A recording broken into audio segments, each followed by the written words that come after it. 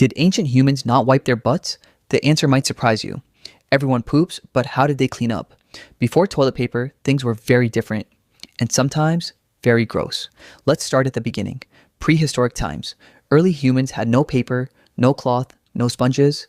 They used whatever was around them. Leaves, moss, grass, and sand. Smooth stones and seashells. In cold regions, they even used snow. Whatever was available, they used it. But is that really wiping? Not exactly. Then came the ancient Greeks. They had a very creative solution. They used broken pottery, pieces of ceramic called pessoi. Imagine wiping with a sharp piece of a pot. Not comfortable. Sometimes they wrote enemies' names on the pottery. A final insult even after death. Then came the Romans, and they took it to another level. The Romans used a sponge on a stick, called a tersorium. But here's the gross part. It was shared. Everyone used the same sponge, rinsed in salt water and vinegar. That was it. Imagine using a public toilet sponge. You would be sharing germs with everyone. This probably spread a lot of diseases. Meanwhile, in ancient China, they were way ahead of everyone. They invented toilet paper. Before civilization, humans had to improvise. There was no toilet paper in the Stone Age, no cotton, no linen, no paper. So what did they use? The answer? Nature. Leaves were the most common choice. Large, soft leaves worked best. Moss was also popular. It was soft and absorbent. Grass and hay were used in open areas. Sand was used near water. Smooth stones were used everywhere. Seashells were used by coastal people. In cold climates, they used snow. And sometimes just water. The Romans preferred running water. But water wasn't always available, so they used whatever was around. This wasn't hygienic by our standards, but it worked. Humans are one of the few animals that wipe. Most animals don't bother, but humans evolved to care about hygiene, even without modern tools. So prehistoric humans did wipe. They just didn't have toilet paper. They used nature's toilet paper. Leaves, moss, grass, sand, stones, whatever was available. But this wasn't always comfortable or safe. Sharp leaves could cause cuts. Sand could cause irritation. Stones could be rough. It was better than nothing, but it wasn't good. The ancient Greeks had a unique solution. They used broken pottery, pieces of ceramic called pessoi. Imagine wiping with a shard of a pot. Not exactly comfortable, but it was effective. The pottery fragments were smooth. They were reusable. You would wipe, then wash the piece, then use it again. The Greeks also used smooth stones. They called these the same name, pessoi. Sometimes they used sea sponges too, but pottery was the most common. There's evidence of this in ancient art. A Greek vase shows a man wiping. He's using a pessos, balancing with a cane in one hand, wiping with the other. Some pessoi were even inscribed with the names of political enemies, a final humiliation. Imagine wiping with your enemy's name. That's ancient Greek pettiness. But the Greeks weren't alone. The Romans took it further. They invented the sponge on a stick, a giant leap forward in hygiene, or maybe backward, because the sponge was shared. And that's where it gets gross. You'd wipe, rinse the sponge, leave it for the next person. Imagine sharing a toilet sponge with dozens of strangers. Gross, right? The Romans had public toilets everywhere, called foricai. They were communal, multiple seats, no privacy at all. People would sit and chat while pooping, socializing on the toilet.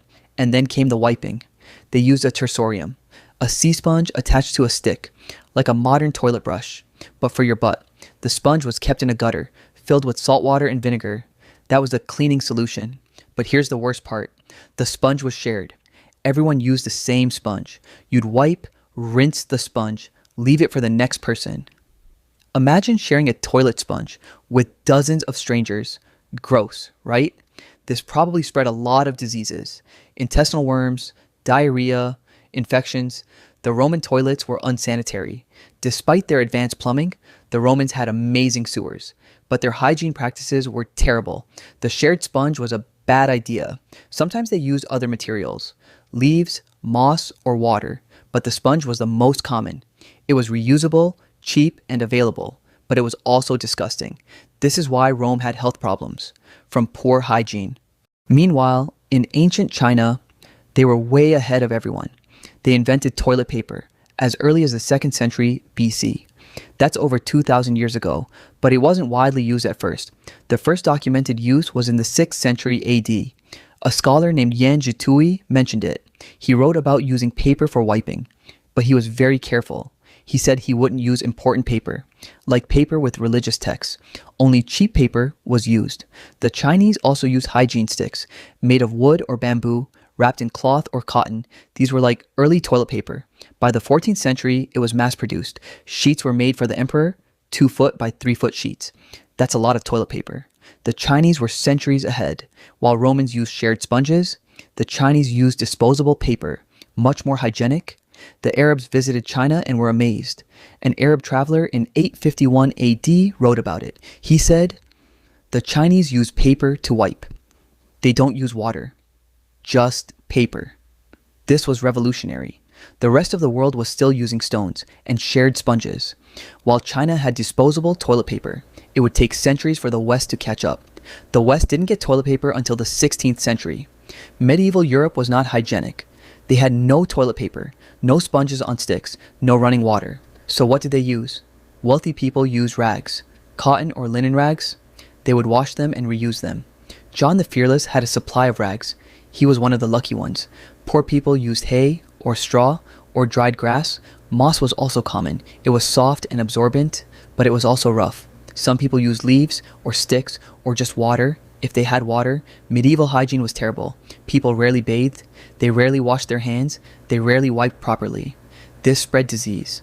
The Black Death was partly caused by poor hygiene, but medieval kings had helpers, special helpers to wipe their bums. A gross job, but someone had to do it. The groom of the stool was a royal position. They helped the king with his bathroom needs, including wiping. It was an honor to have this job. Crazy, right? That was medieval Europe. Not the best time for hygiene. The Roman tersorium was a disaster, a shared sponge on a stick, used by countless strangers, rinsed in salt water and vinegar, but that didn't kill all germs. This probably spread many diseases: intestinal parasites, diarrhea, infections. The Romans had advanced plumbing, but their hygiene was lacking. The shared sponge was a bad idea. It's like sharing a toilet brush, but for your butt. Gross, right? Archaeologists have found evidence. Sponge remains in ancient sewers, traces of parasites in latrines. The evidence is clear. Roman hygiene was not good. They had the technology, but they didn't use it well. This is why diseases spread. Poor hygiene equals more disease. This is a lesson from history. Washing hands and using clean materials. That's what saves lives. The Romans learned the hard way, but they didn't change their habits. They kept using the shared sponge for centuries. It was a tradition. A disgusting tradition, but it was their way of life, until toilet paper came along and saved the world. Today, we have it easy. Toilet paper is everywhere, soft, strong, disposable. No more leaves, stones, or sponges. No more sharing a sponge with strangers. We've come a long way, but some cultures still use water. Bidets are popular in many countries. They are more hygienic and more environmentally friendly, but toilet paper is the most common. Billions of rolls are used every year. It's a multi-billion-dollar industry, all because of ancient hygiene needs. The Chinese invented it. The rest of the world adapted. Now, we can't imagine life without it. But ancient humans did survive. They used what they had. Leaves, stones, sponges, rags. It wasn't comfortable, but it worked. So the answer is yes, they did wipe, just not with toilet paper. So did ancient humans wipe their butts? Yes, absolutely. They just didn't have toilet paper. They used whatever was available. Leaves, moss, stones, shells, sand, or broken pottery, or shared sponges, or rags, or hay. It wasn't pleasant, but it was necessary. Humans have always cared about hygiene. We just didn't always have the tools. Now we do. So next time you use toilet paper, be grateful for the Chinese invention, for modern hygiene, for not using a shared sponge. Subscribe for more gross history. Like, share, and subscribe. Thank you for watching. Stay clean, stay curious. See you in the next video.